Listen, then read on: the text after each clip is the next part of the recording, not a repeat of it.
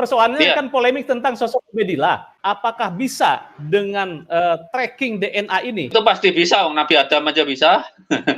Masalahnya orangnya jadi fiktif atau nyata, itu aja. Pilihannya begini, Ubedillah tuh kalau kakek bersama seluruh Balawi sekarang nggak mungkin. Jadi kalau pilihannya begini, ya atau tidak aja, di situ ada atau tidak. Kalau tidak ada berarti bukan keturunannya.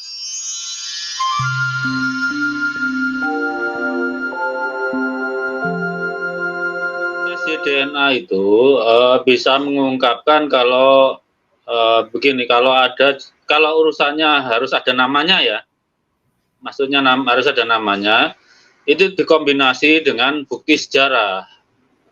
Jadi misalnya saya ambil contoh Genghis Khan lah, keturunan Genghis Khan itu tidak perlu buku nasab ya, tapi mereka misalnya tradisinya bahwa satu suku itu keturunan Genghis Khan, walaupun ada mixer misalnya mantu-mantu masuk gitu. Itu kalau dites DNA-nya ada yang namanya star cluster, jadi keturunan langsung laki-lakinya dari banyak suku, maka akan ketahuan kakek bersamanya sekian ratus tahun yang lalu. Itu dari satu kakek berarti mereka keturunan Genghis Khan. Kalau dari banyak kakek, nah itu baru dianalisa lagi. Seperti dalam kasus Kohanim itu, kan ternyata banyak kakek. Tapi yang hanya satu kakek, itu dari jalur JP58 gitu. Jadi karena tes DNA itu mengandalkan bagian kromosom Y yang tidak berekombinasi dengan pihak ibu, maka dari generasi ke generasi selalu dikopi. Jadi perbedaannya hanya jumlah mutasi. Makin jauh seseorang dari kakeknya, maka akumulasi mutasinya makin besar. Karena itu tes DNA digunakan untuk memvalidasi nasab. Jadi tes DNA itu sesuai dengan hasil muktamar NU dulu, di mana ya Boyolali, bahwa tes DNA itu bisa untuk membatalkan nasab kalau berlawanan jauh dari margin of error-nya. Margin of error kan 5% ya.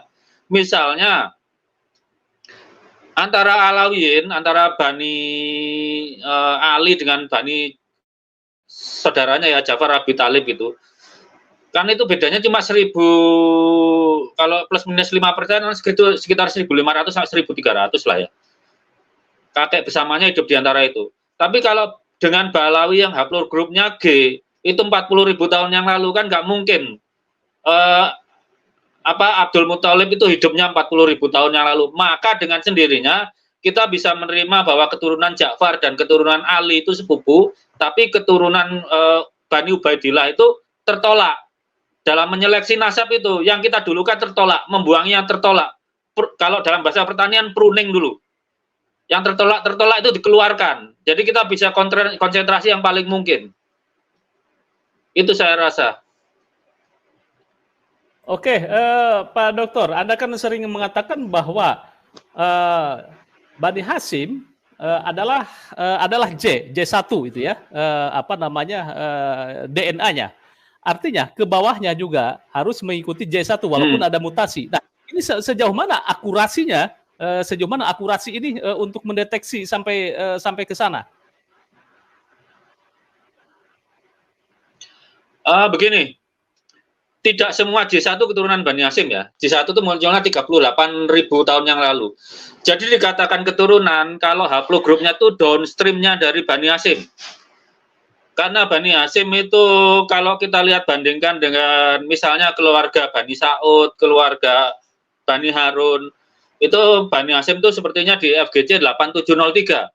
Maka yang dikatakan keturunannya adalah downstream di bawah 8703. Seperti FGC 30416, FGC 10.500, dan seterusnya. Makanya ketika siapapun bilang keturunan Nabi harus J1, nggak semua J1. J1 itu bercabang-cabang. Tapi harus di bawah downstreamnya Bani Hasyim. Kalau masalah akurasi, apabila itu diketahui senipnya sudah terdaftar, akurasinya bisa 100%. Karena kita bisa pakai microchip. Tidak perlu cari mutasi baru. Tapi andaikan kita ingin penasaran dengan mutasi yang paling baru pun, itu kita bisa pakai Sanger sequencing. Sanger sequencing itu akurannya 99,99%. Itu kalau baca sekali. Jadi 1000 senit tuh yang nggak kebaca 10. Kalau kita ulangi 50 kali ya pasti kebaca. Ujungnya akhirnya 100% juga gitu. Kalau yang untuk penanda yang sudah pasti diketahui itu akurasinya 1%. Karena kita memotong bagian yang akan kita baca itu. Bagian yang potong kita baca, itu kita baca. Jawabannya ya atau tidak aja, di situ ada atau tidak. Kalau tidak ada berarti bukan keturunannya. Kalau ada berarti keturunannya, begitu saja. Ya, Pak Dokter, DNA haplogrup Nabi Muhammad SAW itu menurut Anda, itu hasil dari tes-tes yang sudah dilakukan, itu harus kemana ini? Harus J berapa atau haplogrupnya kemana itu ya? Kalau di bawah Imam Ali itu FGC 10.500. Cuma kalau Imam Ali kan anaknya laki-lakinya tuh yang sambung masih bertahan sampai sekarang ya, keturunannya itu kan 5 cabang. Jadi kalau dari Imam Hasan itu penandanya STR. Jadi DYS berapa ya? 500 300 sebentar saya lihat dulu. Jadi FGC 500 plus STR-nya ya itu kalau Imam Hasan, kalau Imam Husain itu FGC 30416. Itu jadi penandanya itu. Kalau mencari itu saja itu pasti akurasinya 100%. Karena kita memotong bagian yang itu saja. Gitu. Oke. Jadi kalau seseorang mengaku sebagai keturunan Rasulullah baik dari Hasan atau Husain, itu haplogrupnya harus berada di posisi apa ini? J, R, FGC 10.500 keturunan Ali. keturunan J harus J. J tapi cabangnya di FGC 10.500. Gini. Kalau Imam Husain ya, penanda Imam Husain, itu penanda pertamanya harus ada J1. Satu. Kedua harus ada MGC 10.500. Dua. Ketiga harus ada minimal ya, ini minimal ya. Itu harus ada JFGC 30416. Jadi minimalnya 3 itu. Kalau ya, Imam Hasan harus ada J1, jadi M267. Kedua adalah MGC 10.500. Ketiga ada di STR-nya, yaitu DYS 513. Itu panjangnya 12 kali ulangan. Kalau itu untuk sampai saat ini. Karena Imam Hasan itu anaknya banyak. Apa? Ya, oke. Kalau Imam, kalau hasil Ba'alawi sekarang dok ada yang seperti itu belum? Ba'alawi yang mengaku Ba'alawi ada 2 orang yang keturunan Imam, satu Imam Husain, satu Imam Hasan. Itu sudah menunjukkan masalah karena dari Ba'alawi itu mengaku Al Husaini. Jadi kok bisa ada Imam Hasan masuk? Itu kan aneh. Yang satu dari Imam Husain itu kalau menurut DNA-nya dari adminnya itu adalah Bani Al-Musawi, keturunan Musa Al-Kadim. Jadi sepanjang apa ya? Saya belum bisa menilai sepanjang yang bersangkutan kemarin disebut namanya oleh Mas Rumel Ihab itu belum mengirim file VCF-nya, file mentah pemeriksaannya. Dalam hal ini kan kalau kita sering beredar. Gimana? Silakan. Saya baca juga tulisan Gus Rumel ini tadi Pak Dokter mengatakan bahwa tentang Kohanim ya. Di sini ini tulisan-tulisan Gus Rumel mungkin nanti bisa dikonfirmasi Tuan ya. Bahwa Yahudi Kohanim daftar haplogrupnya keturunan mereka ini update 4 Oktober 2003 nih. Ini saya coba kompilasi di sini. Adalah J2 M318 keluarga Rabi di Jeddah dan Tunisia, J2R dan G2A1A klan Spira, RL584 subkelas klan Rapaporto dan EM5 klan Luri, Ini secara statistik keturunan Yahudi harus berada di haplogrup J, baik J1 ke bawahnya atau J2 ke bawah. Ternyata klan-klan dari suku Kohanim yang endogamis tadi tidak berada dalam haplogrup yang sama, walaupun sampel-sampel yang memiliki haplogrup dari klan-klan ini berada dalam satu marga. Pertanyaan kenapa keturunan suku Kohanim yang bahkan tidak memperbolehkan pernikahan dengan non-Kohanim meskipun sudah berpindah agama ke Yahudi, memiliki sebaran haplogrup yang beragam. Ada R, G, dan E seperti daftar di atas. Nah, ini mungkin sedikit diberikan pencerahan ini. Nanti mungkin Gus Rumel saya juga mau pertanyakan maksud dari literasi seperti apa. Oke. Sekarang begini, andaikan endogami, terus Anda pergi suatu wilayah tertentu, terus garis laki-laki Anda punah, apa Anda memaksa wanita-wanita Anda tidak menikah? Kan enggak.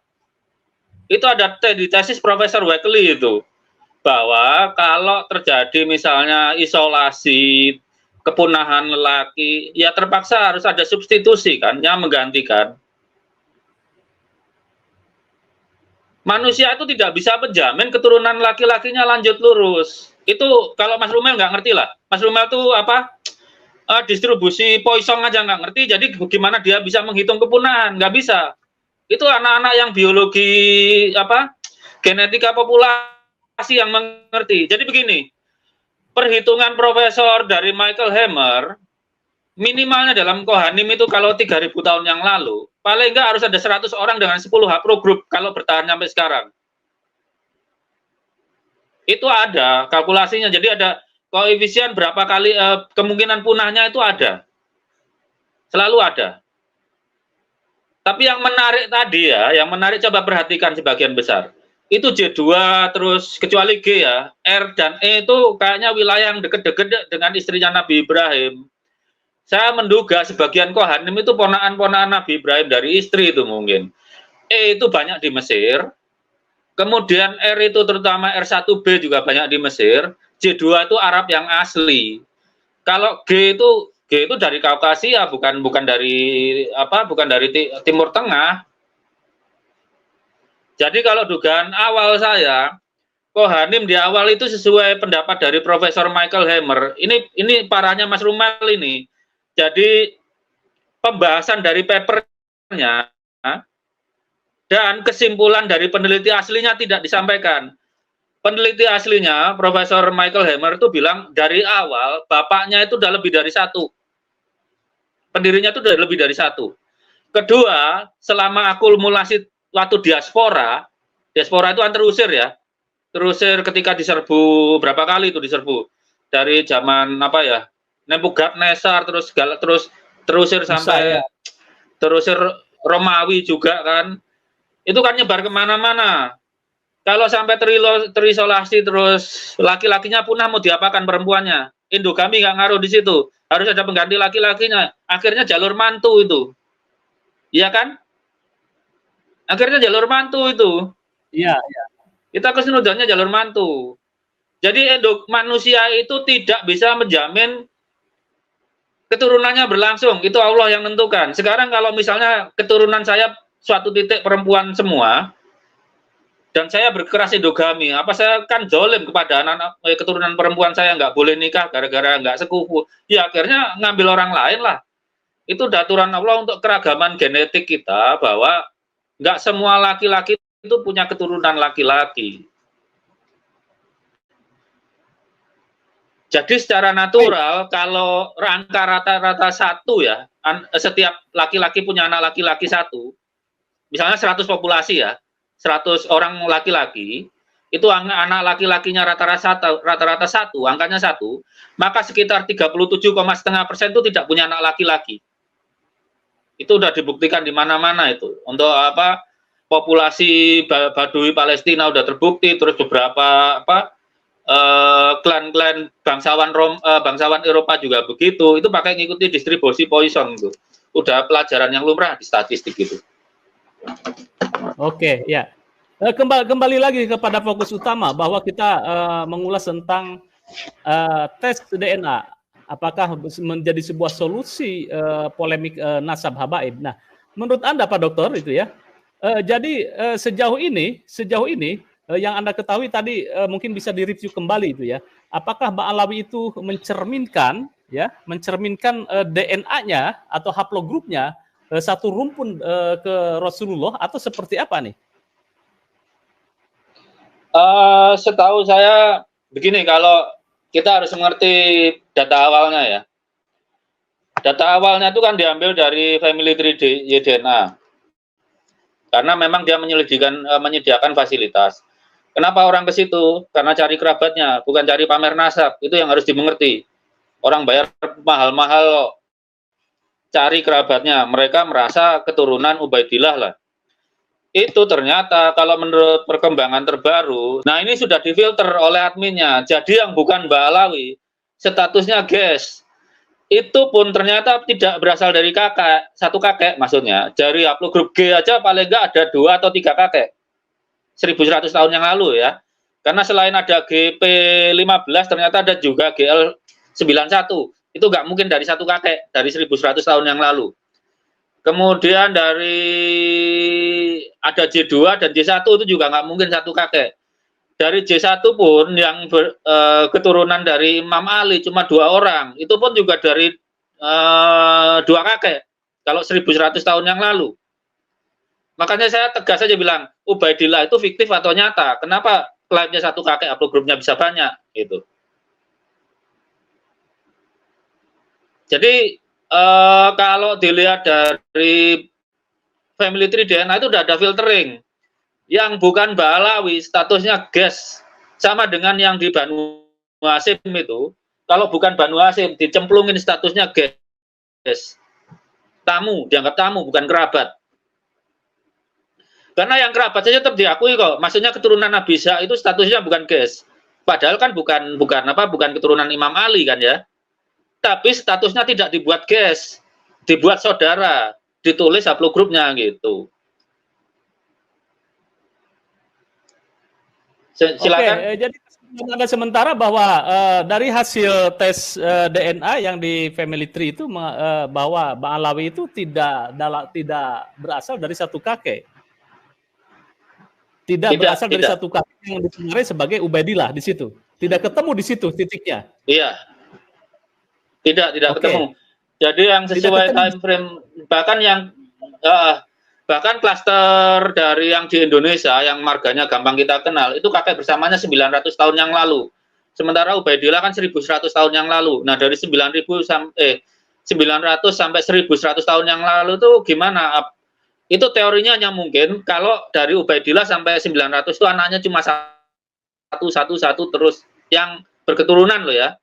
Kalau yang ada sampai ada anak lain yang berketurunan harusnya bercabang. Jadi kalau ngikutin teori filogeni dari Ubaidillah sampai kalau nggak salah 900 itu Muhammad Sohib Mirbat ya. Di atasnya kalau dia pun Muhammad Sohib Mirbat itu nggak punya sepupu yang berketurunan itu masuk akal. Tapi bagaimana menerangkan dengan Ba'alawi yang bukan GY32612 ini? Misalnya yang dari GL91 gimana menerangkannya? Dari misalnya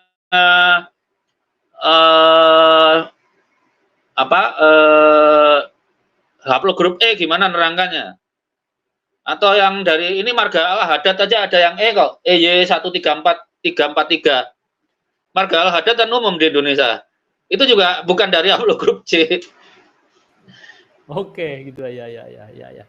Jadi kalau bisa disimpulkan bahwa akurasi haplogrup itu kalau ke atasnya satu kakek itu minimal ada kesamaan di haplogrupnya. Apakah J atau G atau E atau R, begitu Pak Sugeng?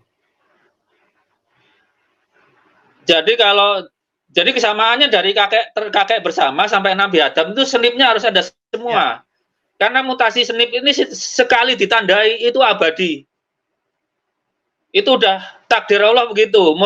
Ilmu alam itu kan cuma membaca bukti yang diberikan Allah kan. Bukan kita bikin loh, enggak loh. Membaca bukti yang diberikan Allah. Cuma ketika tes DNA kadang secara efisien hanya fragmen tertentu yang dibaca, jadi urutannya disesuaikan dengan mapnya. Tapi kalau diambil semuanya, misalnya 57 base pair itu diperiksa semuanya, itu dari anak pertama Nabi Adam itu kan dianggap nggak bermutasi. Jadi dari anaknya Nabi Adam sampai kakek terakhir mereka, misalnya Imam Ali, itu senipnya harus ada semua. Begitu caranya.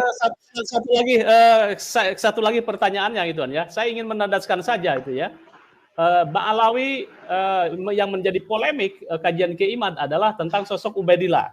Kalau dari sisi tes DNA, kalau satu kakek berarti ada kromosom atau haplogrup itu kesamaan kakek di Ubaidillah. Ternyata dari hasil tes DNA, menurut Anda, saya ingin mengatakan kembali, itu tidak tersambung, tidak kesamaan satu kakek. Itu pada era Ubaidillah minimal mereka mungkin sekitar 12 kakek itu. Nggak 8 lagi nih. Ya, menangkapkan pertanyaan saya. Ini kan persoalannya kan polemik tentang sosok Ubaidillah. Sosok historis apa fiktif atau ahistoris. Nah, kita ingin men-tracking jika sosok Ubaidillah adalah sosok historis, apakah bisa dengan tracking DNA ini mengatakan bahwa iya Ubaidillah di sini, kemudian kakek bersamanya iya di situ di Ubaidillah. Itu pasti bisa, Nabi Adam aja bisa. Masalahnya orangnya jadi fiktif atau nyata, itu aja. Orangnya jadi fiktif atau nyata, begitu aja. Jadi kalau pilihannya begini, Ubaidillah tuh kalau kakek bersama seluruh Balawi sekarang nggak mungkin. Kemarin Kamil Rumail saya nggak sempat jawab ya, kan bilang ada Asegaf. Yang J1 ada, yang G ada, itu udah nggak mungkin dari satu kakek kan, kalau saya gitu. Nah, kemungkinannya gini, Ubaidillah itu hanya kemungkinan ada kalau kakek salah satu haplogrup yang sekarang.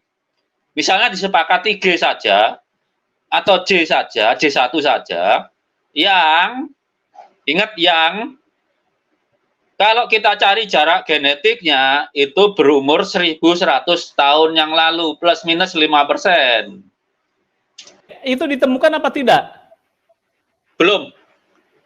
Itu tergantung Robito ya itu tergantung Robito Alawiyah mau terbuka atau enggak.